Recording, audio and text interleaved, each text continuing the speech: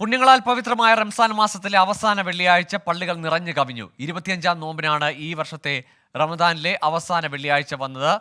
ഖുർആൻ പാരായണം ചെയ്തും പ്രാർത്ഥനകളോടെയും വിശ്വാസികൾ പുണ്യമാസത്തിലെ അവസാന വെള്ളിയാഴ്ചയോട് വിട പറഞ്ഞു.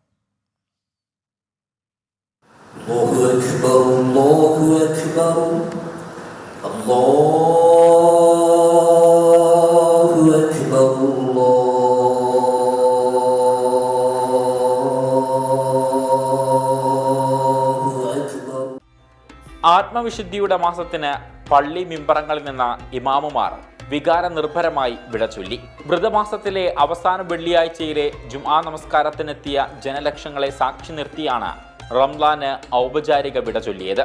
വ്രതാനുഷ്ഠാനത്തിന്റെ നാളുകളിൽ നിന്ന് ഈദുൽ ഫിത്തറിന്റെ ആഘോഷത്തിലേക്കുള്ള മാറ്റം സൂക്ഷ്മതയോടെ വേണമെന്ന് ഉദ്ബോധിപ്പിച്ചു.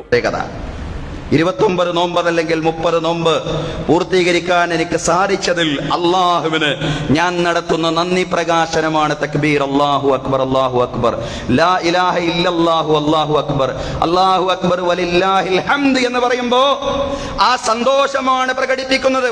റംസാന്റെ അവസാനത്തിൽ നൽകേണ്ട ഫിത്ർ സക്കാത്തിന്റെ പ്രസക്തിയും അത് നൽകുന്നതിലുള്ള സമയപരിധിയും വിശദീകരിച്ചു.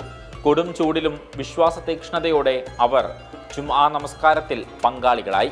നഗരങ്ങളിലെ പള്ളികളിൽ നമസ്കാരം പുറത്തേക്ക് നീണ്ടു. ജുംആ ബാങ്ക് വിളിക്കും മുമ്പ് തന്നെ വിശ്വാസികൾ മസ്ജിദുകളിലെത്തിയിരുന്നു. വിവിധ സ്ഥലങ്ങളിൽ സ്ത്രീകൾക്കുള്ള നമസ്കാര സൗകര്യങ്ങളും ഒരുക്കിയിരുന്നു.